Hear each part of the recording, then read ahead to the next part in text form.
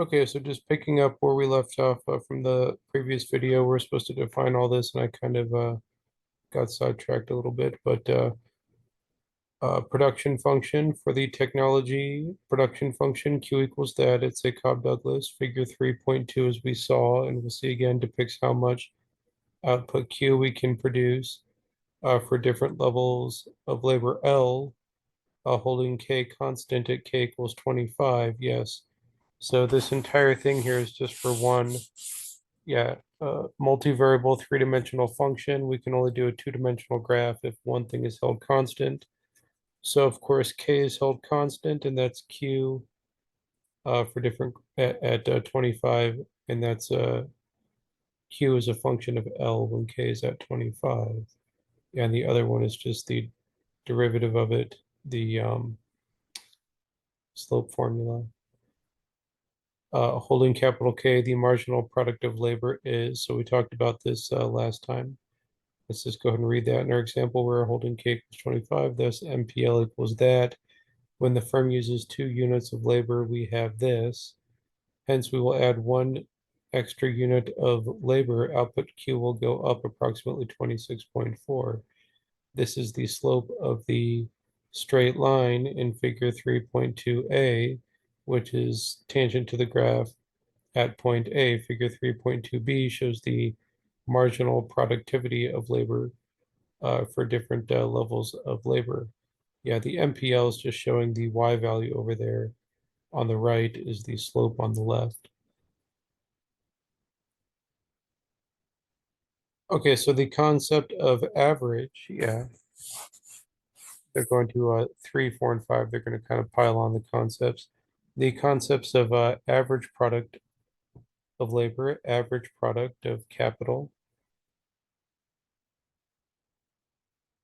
The concepts of average product of labor, APL, and average product of capital, APK, are straightforward. Okay, so if you take the function and divide by labor, okay, good. So if we have the quantity, the function of L and K is the quantity. It's quantity as a function of L and K. Yes, okay. So if we just divide by L, it would be the average. It would be, what is it? The quantity per unit labor is going to be the units, quantity per unit labor, yeah. So APL is quantity per unit labor, just divide by the labor. Yeah, APK is quantity per unit K, just divide by K. Or L and K are just kind of simple integer units. So the average product of labor, APL, tells us how much output Q is produced on average by each unit of labor. If the firm currently produces 100 units of output Q and uses 5 units of labor, then on average, each unit of labor produces 20 units of output. There it is. In applied work and popular discussions, it is the average product of labor that is the primary measure of productivity of a firm, of a sector of the economy, or of the economy as a whole. However, later in this chapter, we will show that when the firm must decide the optimal number of workers to hire, the crucial notion the firm needs to use is the marginal productivity. So 3.3.2, diminishing marginal product. The marginal product of an input can depend both on how much this input is used, on the amount of other inputs used. It is then natural to assume that if we hold all other inputs fixed and continue to increase the amount of a particular input, then its marginal product should eventually start to go down.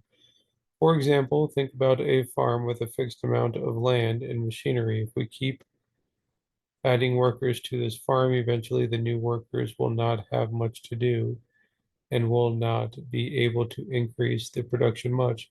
Similarly, if we fix the number of workers and the amount of land and keep using more tractors, we will eventually start running out of drivers and land to use with these tractors. At some point, the marginal product of an input must start to go down, is also known as the law of diminishing marginal returns. Yes. we're going to learn that law of diminishing marginal returns is has quite a lot to do with the Cobb-Douglas function right there. Yeah. In some cases, the marginal productivity of an input will always be decreasing, as in the example described in figure 3.2b.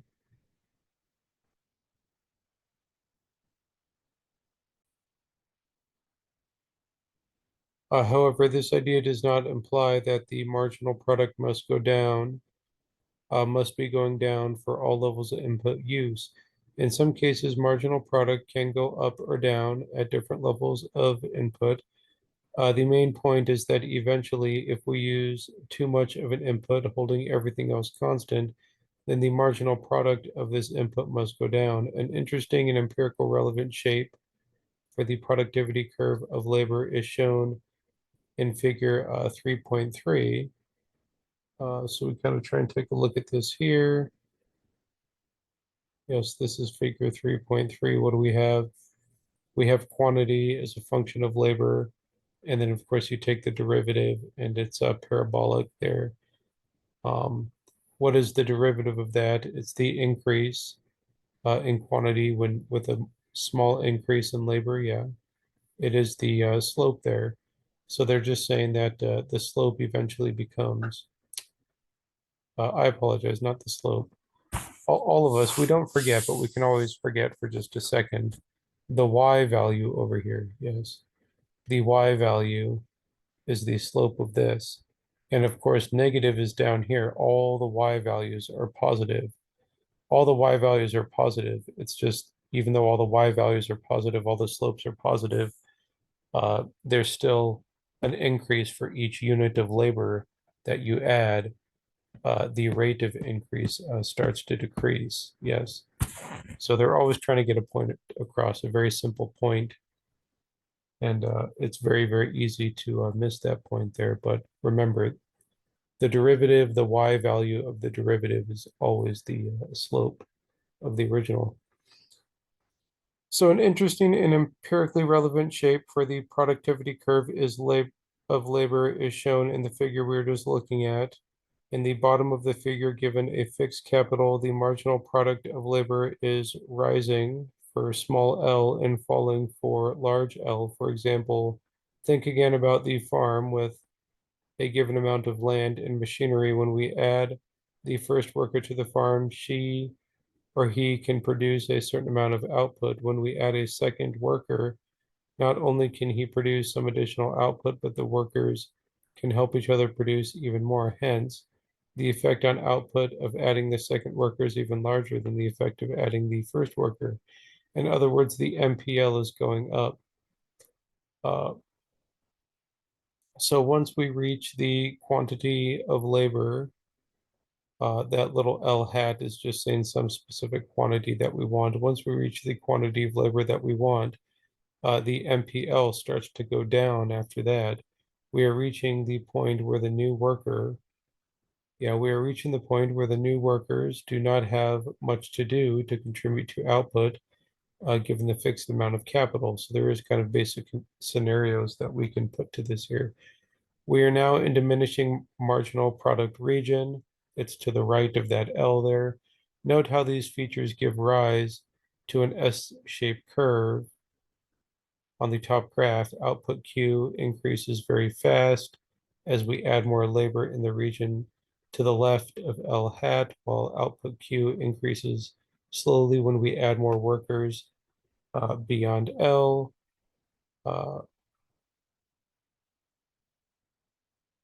Okay, so isoquants is quite important. So we're going to end this video now. I tend to be a little bit overly introductory. Yeah. So if we want to kind of finish off that section, there it is. And then it goes into 3.3.3 isoquants for the next video.